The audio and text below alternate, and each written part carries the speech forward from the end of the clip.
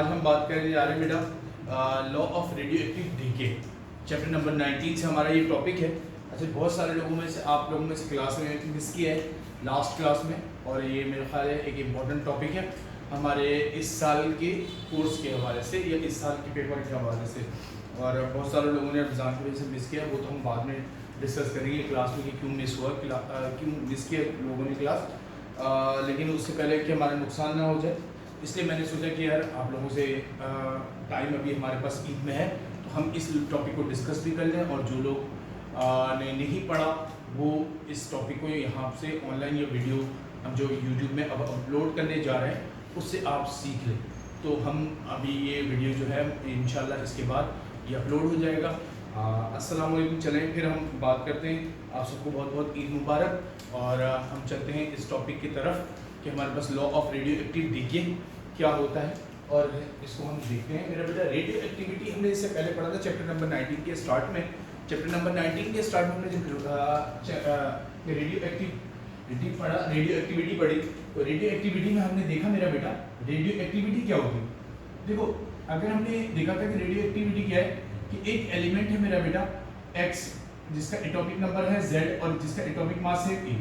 तो मेरा बेटा अगर ये एलिमेंट डीके होता है, डीके होने का मतलब ये है कि इसके अंदर से अल्फा बीटा एलिमेंट एक्साइटेड होते हैं, और वो डीके अपने अंदर से कोई अल्फा बीटा या गैमा इमिट करके वो हमारे पास जो स्टेबल न्यूक्लियाई में कन्वर्ट हो जाते हैं। तो मेरा बेटा अगर वो लेट सपोज इसने इस एलिमेंट ने अल्फा डीके किया, तो हमें याद है अल्फा डीके में क्या होता था मेरा बेटा, 2 एटॉमिक मास, 2 एटॉमिक नंबर और 4 एटॉमिक मास कमी आ जाती थी। यानी कि हमारे पास कोई भी एक एलिमेंट बनेगा इसमें एटॉमिक नंबर में तब्दीली आएगी। तो जाहिर सी बात है हमने x लिखा मेरा बेटा, ये एक एलिमेंट था जो रेडियो एक्टिव था और इसमें से अल्फा इमिट हुआ, तो हमारे पास दूसरा एलिमेंट लाजमी है कि वो अब x नहीं रहेगा। क्यों नहीं रहेगा मेरा बेटा, इसके एटॉमिक नंबर में क्या आ जाएगा, तब्दील हो जाएगा।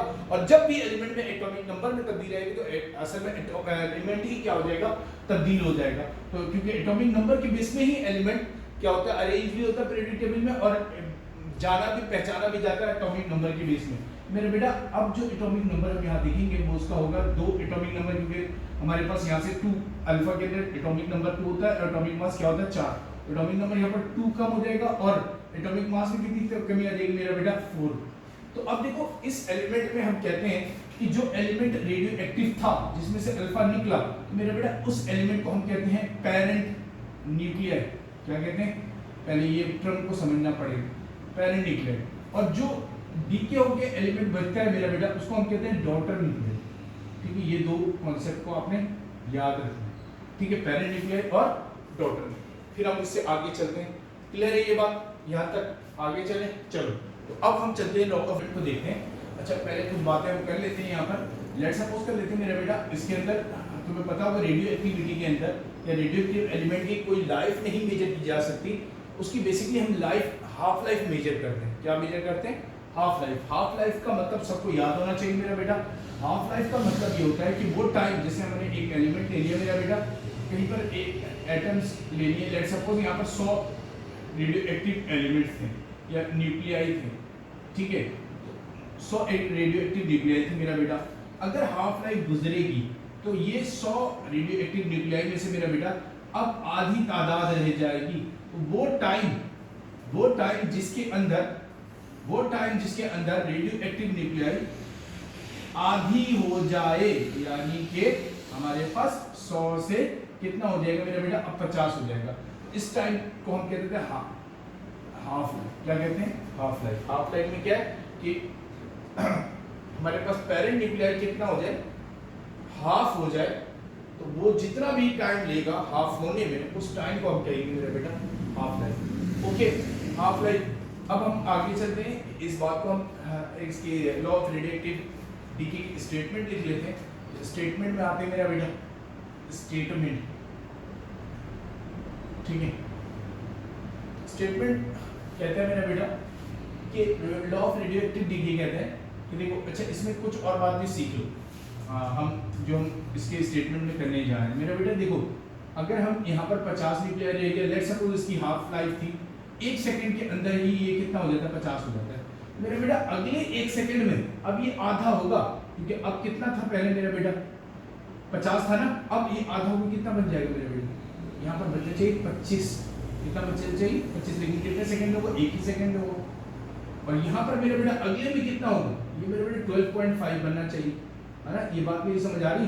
तो हाफ लाइफ में क्या होता है कि आधी टाइम, एक ऐसे टाइम के बाद जब वो आधा हो जाए, तो मेरा बेटा ये बात समझेगा हाफ 1.5 होगा नहीं, वैसे हम इसको निकाल देंगे, तकरीबन इतना ही हमारे पास न्यूक्लियाई बचेगा।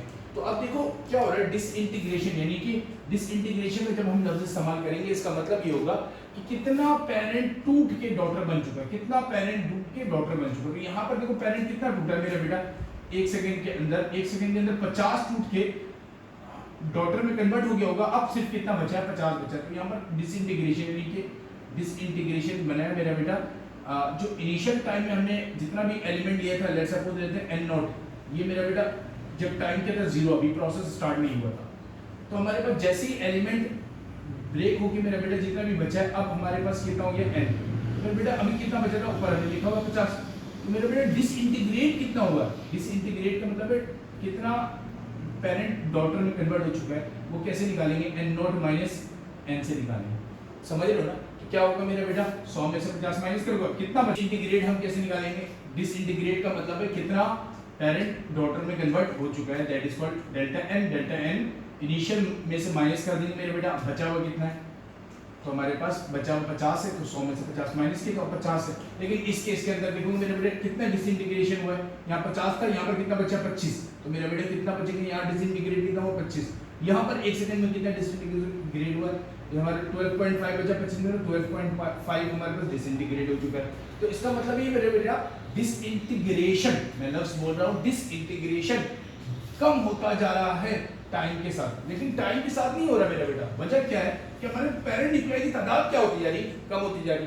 तो जैसे जैसे पेरेंट न्यूक्लियाई की तादाद कम होती जा रही है, तो हमारे पास क्या हो रहा है, डिसइंटीग्रेशन भी क्या होते जा रहा है, कम होते जा रहा है। तो रेट ऑफ डिसइंटीग्रेशन डिक्रीज, या हम decrease in rate of disintegration कहते हैं, या rate of disintegration is directly proportional, किसके डायरेक्टली प्रोपोर्शनल होता है मेरा बेटा, जितना number of parent nuclei available होता है। तो देखो जितना यहाँ पर डिसइंटीग्रेशन 50 की आई, क्योंकि पेरेंट न्यूक्लियाई कितना मौजूद था 100, लेकिन यहाँ पर देखो कितना है 25 आया, है ना, तो अब कम हो गया।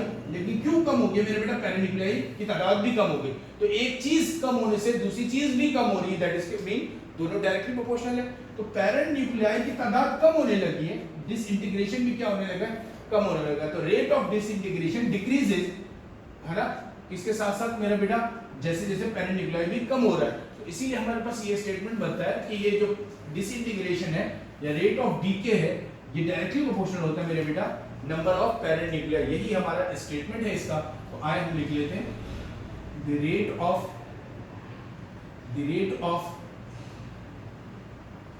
DK, the rate of decay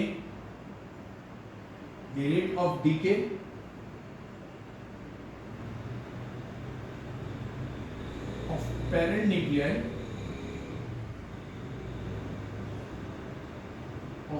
nuclei is directly proportional to, किसके डायरेक्टली प्रोपोर्शनल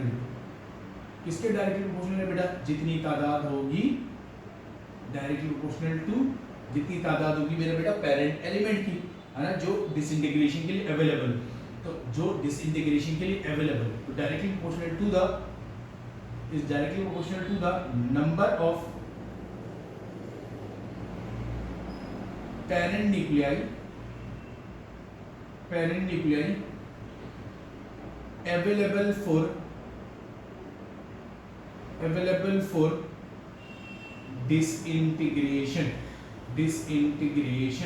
जितनी डिसइंटीग्रेशन होने के लिए इंटीग्रेशन, तो जितने एलिमेंट मौजूद होंगे मेरा बेटा उतनी ही ज्यादा हमारे पास क्या होगी, रेट ऑफ डीके हो। तो rate of decay of parent nuclei is directly proportional to the number of nuclei available for disintegration.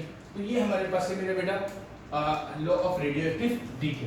अगर मेरे बेटा हम कंसीडर कर लें किसी मौके पर हमारे पास, लेट्स सपोज यहाँ पर हमने देखा है कि अगर अगर n is the number of parent nuclei available कुछ टाइम के बाद, ठीक है, if n is the number of parent nuclei available,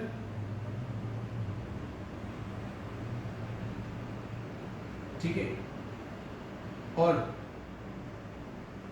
available and delta N याद करें मेरे बच्चे क्या था, नंबर ऑफ न्यूक्लियाई डिसइंटीग्रेटेड, जो डिसइंटीग्रेट टूट चुके हैं, पैरेंट किसमें कन्वर्ट हो चुके हैं, डॉटर में, तो number of nuclei disintegrated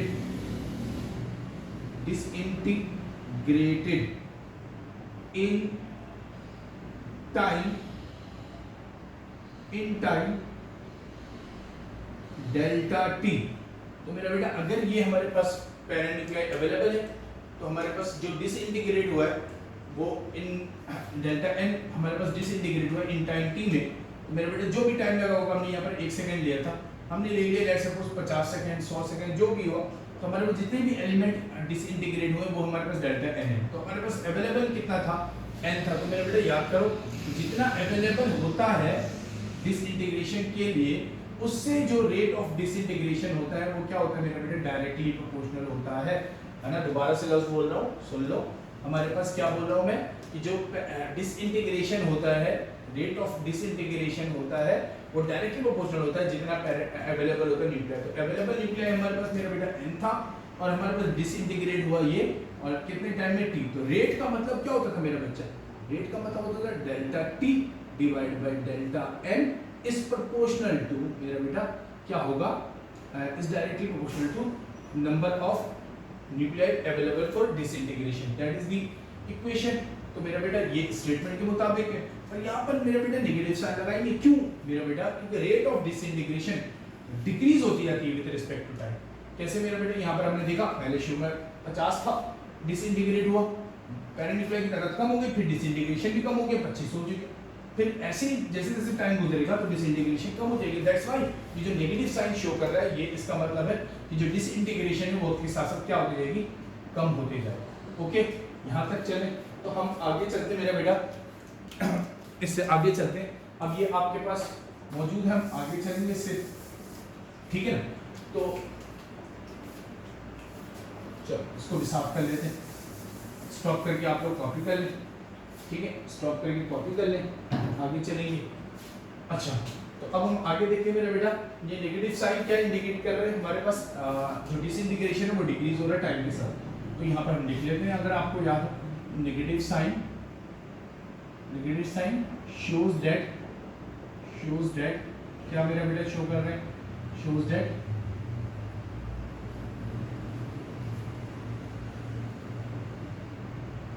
rate of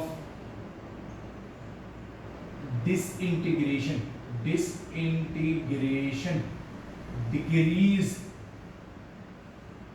decrease with किसके साथ मेरा बेटा, with time। सही, ओके, ये बात समझ आ गई होगी। ओके मेरा बेटा, हम जब प्रोपोर्शनल साइन यहाँ पर खत्म करेंगे, यहाँ से जब हम प्रोपोर्शनल साइन खत्म करेंगे तो प्रोपोर्शनल जब भी खत्म होता है तो मेरा बेटा एक कांस्टेंट आता है, तो यहाँ पर कांस्टेंट आएगा मेरा बच्चा माइनस के साथ delta n over delta t, और मेरा बेटा is equal to lambda into n. यहाँ पर लैम्डा मेरा बेटा कहलाता है डी के कांस्टेंट, क्या कहलाता है, डी के कांस्टेंट, डी के लैम्डा इज डी के कांस्टेंट, और ये बताता है मेरा बेटा, लफ्ज सुन लो मेरा बेटा मैं क्या बोल रहा हूँ, ये बताता है हमारे पास कि कितना हमारे पास एलिमेंट, एक प्रोबेबिलिटी ऑफ न्यूक्लियाई डिसइंटीग्रेट पर सेकेंड, और या किसी हमारे पास एलिमेंट की कितना डिसइंटीग्रेट होगा एक सेकेंड के अंदर, वो हमें इससे पता चलता है। लेकिन मेरा बेटा याद रखना कि डी के कांस्टेंट डिपेंड करता है कि हमारे पास टाइप ऑफ न्यूक्लियाई, ऐसा नहीं है कि यूरेनियम के लिए एक होगा या कोई भी एलिमेंट जो हमारे पास रेडियोएक्टिव इन नेचर हो तो उसके लिए लैम्डा की वैल्यू अलग होगी हर एलिमेंट के लिए, लेकिन एक एलिमेंट के लिए हमेशा फिक्स रहती है, और ये टाइम के साथ भी मेरा बेटा हमेशा सेम रहता है, टाइम के साथ तब्दील नहीं होता, इसकी वैल्यू फिक्स रहती है। ये बात याद रखेंगे कि हमारे पास ये टाइम के साथ इंडिपेंडेंट ऑफ द टाइम है, ठीक है ना। उसको अभी हम डिस्कस भी कर लेते हैं कैसे, अभी मैं आपको दिखा भी दूंगा यहाँ पर कैसे ये इंडिपेंडेंट है टाइम से। तो मेरा बेटा इसको अगर हम डिफाइन करेंगे ना कभी, अगर हम इस फॉर्मूले से डिफाइन करना चाहें तो मैं इसको फार्मूले में अगर मैनिपुलेट करूँ, लैम्डा को सेपरेट कर लूँ, तो मेरा बेटा लैम्डा को सेपरेट करूँगा तो मेरा बच्चा बनेगा ना ये delta n over delta t into, है ना, डेल्टा टी इंटू एन। ठीक है, अब देखो इसको कैसे पढ़ सकते हैं, ये हमारे पास क्या है मेरा बेटा, डेल्टा एन क्या है, डेल्टा एन है मेरा बेटा डिसइंटीग्रेशन, टाइम टी है, और एन क्या है मेरा बेटा, जो शुरू में अवेलेबल था हमारे पास क्या, पेरेंट न्यूक्लियाई, वो हमारे पास एन है। तो हम इसको कैसे पढ़ सकते हैं मेरा बेटा, इसको पढ़ सकते हैं disintegration, disintegration the number of disintegration per second with respect to parent nuclei. हमारे पास जितना पेरेंट न्यूक्लियाई के disintegration per second with respect to हमारे पास क्या मेरा बेटा, पेरेंट न्यूक्लियाई। अगर हम नंबर ऑफ डिसइंटीग्रेशन देखेंगे 1 सेकेंड के अंदर with respect to parent nuclei, ये हमारे पास क्या कहलाता है मेरा बेटा, डी की कांस्टेंट। तो याद रखें कि हम लिख लेते हैं the number of disintegration, the number of disintegration integration in क्या मेरा बेटा, इन 1 पर सेकेंड लिख लेते हैं, इन पर सेकेंड विथ रिस्पेक्ट टू मेरा बेटा, किससे, with respect to parent nuclei, जितना पेरेंट न्यूक्लियाई मौजूद होगा, ठीक है, with respect to parent nuclei. तो मेरा बेटा इसको हम डी के कांस्टेंट कहते हैं। डी के कांस्टेंट हमेशा टाइम के साथ क्या रहता है, टाइम के साथ तब्दील नहीं होता है, इंपॉर्टेंट बात है, नोट करके रखेंगे, पेपर में नहीं लिखना, नोट है ना मेरा बेटा, ऑलवेज कांस्टेंट और constant and independent of time. क्या मेरा बेटा, independent of time, independent of time. तो मेरा बेटा टाइम के साथ इंडिपेंडेंट होता है, ये बात आप याद रखेंगे कि टाइम के साथ तब्दील नहीं होता। जैसे मैं आपको एग्जांपल दे देता हूँ मेरा बेटा, अगर आपको यहाँ पर नजर आ रहा हो तो हम यहाँ नजर आ रहा हो तो मेरा बेटा यहाँ पर हम देखेंगे कि हमारे पास टाइम के साथ ये कम हो रहा है। लेट्स सपोज करते हैं कि हमारे पास केस पिछला वाला ले लेते हैं हम। पिछला वाले केस में मेरा बेटा हमने देखा, अगर लैम्डा को मैं निकालना चाहूँ तो हमारे पास लैम्डा होता है डेल्टा एन मेरा बेटा, एन इंटू डेल्टा टी, है ना। और हमारे पास देखो लेट्स सपोज कर लेते हैं पिछला वाला केस कि शुरू में हमारे पास जो हमारे पास, चलो लेट्स सपोज डिसइंटीग्रेट हुआ था पहले 50 कितने सेकंड में, 1 सेकंड में, और हमारे पास पेरेंट न्यूक्लियाई की तरफ कितनी थी, 100 थी। तो मेरा बेटा आंसर कितना आया हमारे पास, 0.5 आया लेट्स सपोज, है ना, बी डी की कांस्टेंट की वैल्यू। लेट्स सपोज कर लेते हैं अगला केस था, उसके बाद याद करो 50 मौजूद था और डिसइंटीग्रेट हुआ था 1 सेकंड में 25। तो मेरा बेटा 1 सेकंड में अगर 25 डिसइंटीग्रेट हुआ और हमारे पास मौजूद था 50, तो हमारे पास फिर आंसर कितना आएगा मेरे बेटा, 0.5। तो देखो जब तुम निकालोगे लैम्डा की वैल्यू आगे जाती है, टाइम के साथ इंडिपेंडेंट है, टाइम बदलता जाएगा लेकिन लैम्डा की वैल्यू क्या रहेगी मेरा बेटा, हमेशा कांस्टेंट रहेगी। ये बात मैं यहाँ पर लिख दिया, नोट कर लिया और आपको समझा दूंगा। ओके चलिए, तो हम आगे बात करते हैं इसमें। तो हमारे पास ये जो है लैम्डा की बात हो गई। लैम्डा के बाद हम एक टर्म इस्तेमाल करते हैं मेरे बेटा, जब लैम्डा और एन को मल्टीप्लाई करते हैं, यानी कि lambda into n number of parent nuclei and decay constant को मल्टीप्लाई करेंगे तो एक हमारे पास टर्म आता है मेरा बेटा एक्टिविटी। एक्टिविटी हमें बताता है कितना एक्टिव है, मतलब 1 सेकेंड के अंदर कितना डिसइंटीग्रेशन हो रहा, दैट इज एक्टिविटी। एक्टिविटी मेरे बेटा टाइम के साथ तब्दील होगा, जैसे जैसे हमारे पास टाइम गुजरता जाएगा तो एक्टिविटी की वैल्यू तब्दील होती है, लेकिन ये पॉजिटिव वैल्यू, ये याद रखिएगा।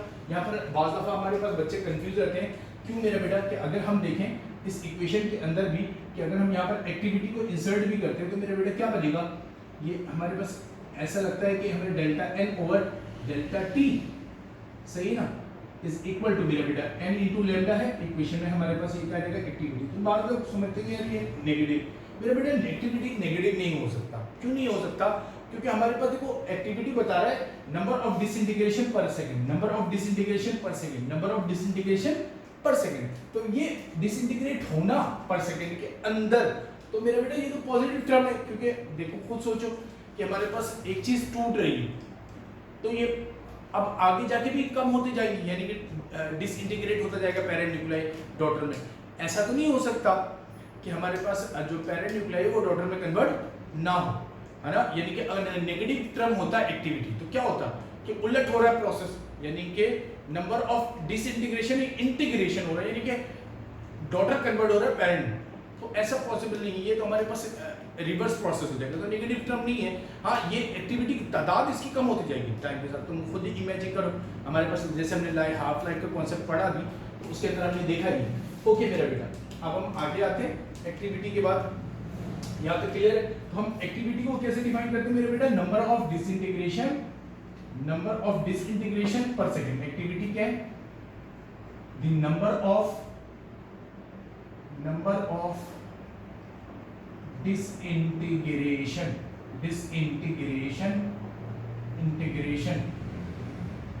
पर सेकेंड, एक सेकेंड के अंदर। The number of disintegration per second is known as मेरा बेटा is known as, ठीक है, activity, is known as activity।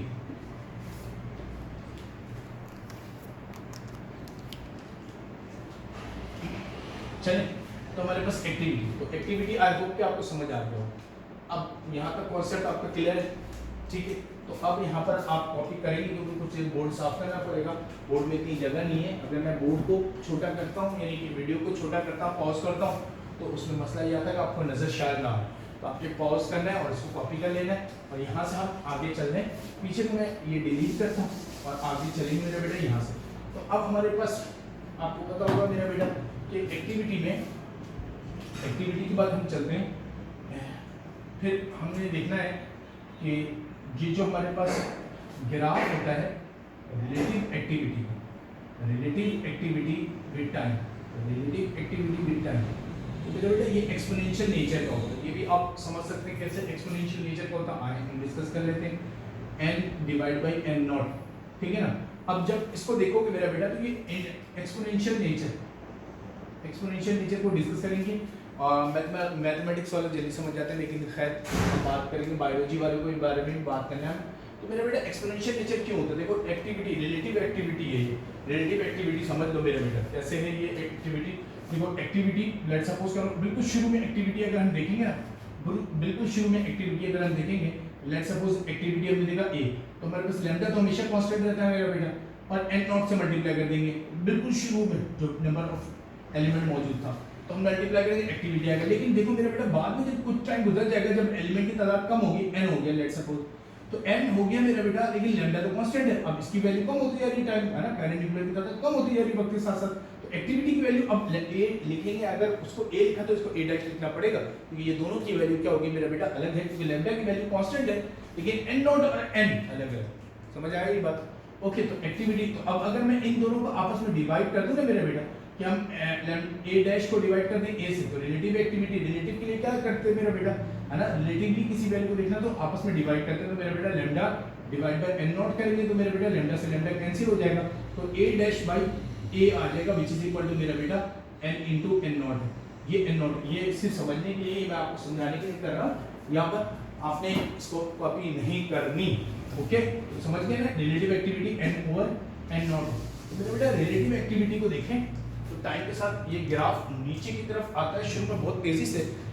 क्यों मेरा बेटा ऐसा होता है? क्योंकि हमारे पास देखो डिसइंटीग्रेशन शुरू में बहुत तेजी से होती है, और बाद में जब डिसइंटीग्रेशन की वैल्यू तुम देखोगे वो हमारे पास क्या होती जाएगी मेरा बेटा, कम होती चली जाएगी, और कम बाद में बहुत ज़्यादा कम हो जाएगी। जैसे तुम इमेजिन करो शुरू में 1 सेकंड में 100 से कितना हो गया 50, तो 50 100 से 50 हो गया 1 सेकंड में, लेकिन डिसइंटीग्रेशन कितनी हुई 50 की हुई। अगले 1 सेकंड में कितना हो गया डिसइंटीग्रेशन 25, कितना डिसइंटीग्रेट हो गया 25।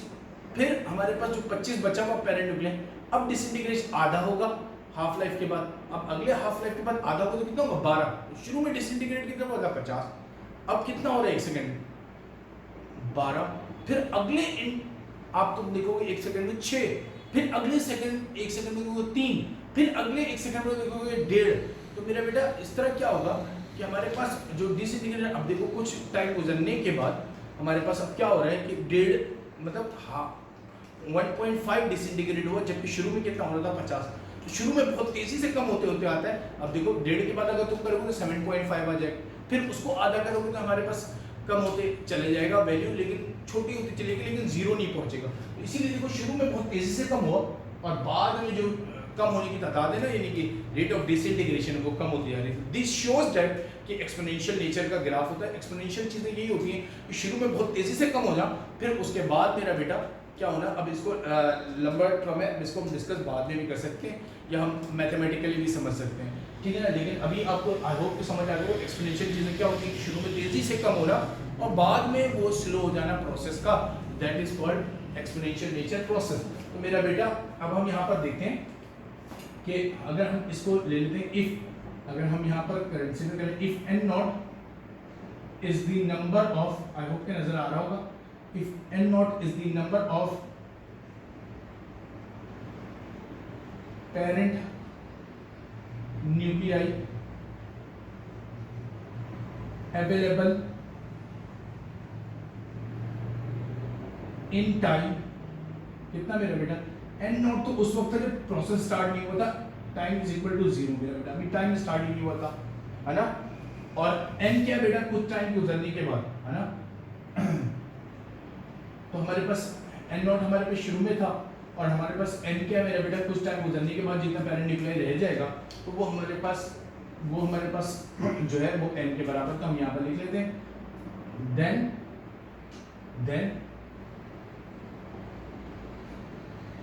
then ratio of relative activity, then graph between relative activity, graph between relative activity and time, क्या था मेरा बेटा, shows क्या एक्सपोनेंशियल नेचर। एक्सपोनेंशियल नेचर कैसे मेरा बेटा, एक्सपोनेंशियल नेचर कैसे, एक्सपोनेंशियल नेचर कि मेरे पास मेरा बेटा वो शुरू में बहुत तेजी से कम हुआ, बाद में प्रोसेस क्या हो गया, स्लो डाउन हो गया। तो क्या लिखेंगे हम यहाँ पर, लिख देंगे वो बात भी कि एक्सपोनेंशियल नेचर मींस दैट, क्या मतलब, मींस दैट कि हमारे पास मींस दैट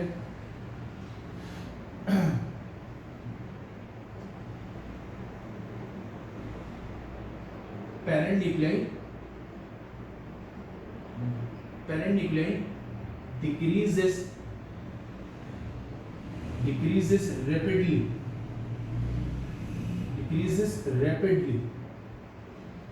कब मेरा बेटा, इन बिगिनिंग, है ना, बिगिनिंग शुरू में,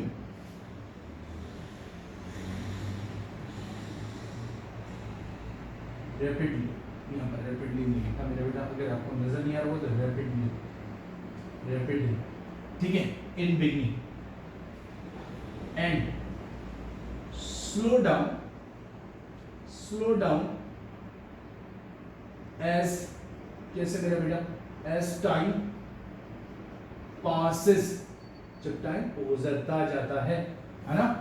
तो हम इसको मैथमेटिकली कैसे लिख सकते हैं मेरा बेटा, है ना, मैथमेटिकली अगर यहाँ नजर नहीं आ रहा नीचे तो मैं इस एरिया को साफ कर देता हूँ, ठीक है ना। तो मैथमेटिकली हम कैसे लिख सकते हैं मेरे बेटा, मैथमेटिकली इसको इस तरह लिख सकते हैं कि एक्सपोनेंशियल है ना मेरे बेटा, एक्सपोनेंशियल आपके कैलकुलेटर पे नजर आता है, जिनको देखना मेरा बेटा। तो एक्सपोनेंशियल मैं यहाँ पर लिख रहा हूँ, यहाँ पर इसको कर लेते हैं, ठीक है, इस जगह कर लेते हैं, चलो। तो it can be mathematically represent as, it can be mathematically इसको कैसे रिप्रेजेंट कर सकते हैं कि शुरू में तो बहुत तेजी से कम हो रहा था, मैथमेटिकली रिप्रेजेंट एज मेरा बेटा, एज कैसे, है ना, शुरू में तो तेजी से कम हो रहा था मेरा बेटा, देखो रेट ऑफ, ये हमारे पास रिलेटिव एक्टिविटी हो गया, ठीक है, is equal to exponential into decay into time, ठीक है मेरा बेटा। अब इसका एक लंबा एक प्रोसेस है, उसको कभी हम डिटेल में अगर चाहेंगे तो कॉपी में डिस्कस कर लेंगे, लेकिन आपने मैथमेटिकली इसको ऐसे रिप्रेजेंट करना है हमारे पास ये रिप्रेजेंट करेगा मेरे बेटे कैसे, अभी हम इसको बता देते हैं आपको। अगर हम इसको यहाँ पर एन नॉट डिवाइड में इस तरह भेज देंगे, मल्टीप्लाई हो जाएगा मेरे बेटा, तो ये आ जाएगा n naught into e into lambda into t. तो मेरे बेटा ये इक्वेशन होती है हमारे पास लॉ ऑफ रेडियोएक्टिव डीके की। ये मेरे बेटा एन क्या है, कुछ टाइम गुजरने के बाद जितना न्यूक्लियाई बच जाएगा that is an, in time T जितना भी नंबर ऑफ न्यूक्लियाई था वो हमारे पास था एन नॉट। मेरा बेटा lambda is the decay constant जो हमेशा कांस्टेंट रहेगा, और ये टाइम है जिसमें तुम मेजर कर रहे हो कि कितने नंबर ऑफ न्यूक्लियाई रह गया है बाकी एन, यानी कि एन की तादाद कितनी रह जाएगी अगर कितने टाइम गुजर जाने के बाद, लेट्स सपोज 10 सेकंड के बाद, तो टी रखोगे 10 सेकंड। लैम्डा की वैल्यू कांस्टेंट है और नंबर ऑफ न्यूक्लियाई तुम्हें शुरू में पता होगा। तो अब आप डाल के इसमें देख लो मेरा बेटा, लेट्स सपोज कर देता हूं आपको कभी वैल्यू दे देते हैं, घर पे जाके ग्राफ बना के देख लो। अब मेरा बेटा हम अगर मैं यहाँ पर डिस्कस करूँ तो लंबा हो जाएगा, तो हम यहाँ पर लेट्स सपोज कर लेते हैं हमारे पास लैम्डा की वैल्यू आ रही थी 0.5, ठीक है ना, सपोज कर लेते हैं हमारे पास जो टाइम तुमने देखा ना, लेट्स सपोज हर कुछ इंटरवल डिसाइड कर लो, कुछ इंटरवल डिसाइड करो, लेट्स सपोज 2 सेकंड, ठीक है ना, 2 सेकंड सही, 2 सेकंड डिसाइड कर लो, और यहाँ पर मेरा बेटा आप रख लो 2 सेकंड डिसाइड कर लो और ये टाइम रख लो। अब हर 2 सेकंड के बाद तुम n की वैल्यू निकालो और n को रख लो मेरा बेटा n नॉट रख लो, n नॉट रख लो हमारे पास 100, ठीक है ना 100। तो मेरा बेटा n की वैल्यू कितनी आएगी हर 2 सेकंड के बाद, चेक करो। अब मेरा बेटा n की वैल्यू कम होती है देख लो शुरू में, और तुम पॉइंट्स बनाते जाओ और ग्राफ बनाते जाओ। टाइम की ये वैल्यू फिक्स हो गई 100 है ना, n तुम यहाँ पर n की 100 वैल्यू रखोगे, लैम्डा की वैल्यू फिक्स है, टाइम 2 सेकंड, फिर 4 सेकंड, फिर 6 सेकंड, फिर 8 सेकंड रख के देखो और ये ग्राफ बना के देखो, तो ये ग्राफ आना चाहिए। ये हम मिलते हैं इंशाल्लाह नेक्स्ट क्लास में, या अभी हम इसको आगे डिस्कस कर लेंगे। ओके, अल्लाह हाफिज, ठीक है ना। तो हमारे पास आई होप कि आपको समझ आया होगा यहाँ तक, और अब ये टॉपिक को तैयार करना है लाजमी, ठीक है। और पेपर के लिए जिन लोगों ने क्लास नहीं लिया था वो लाजमी इस टॉपिक को तैयार करें, चाहे नोट से पढ़ो, किसी दिन पढ़ो, मर्जी है, जितना मैं समझा सकता था कोशिश की मैंने, और ठीक है। तो आई होप कि आप लोगों ने एंजॉय किया होगा, और इस कोशिश कीजिएगा इस लेक्चर को लाजमी टाइम पे देख लो। ओके, चलें फिर मिलते हैं इंशाल्लाह। अल्लाह हाफिज़ फ्रॉम द रीडर्स अकेडमी।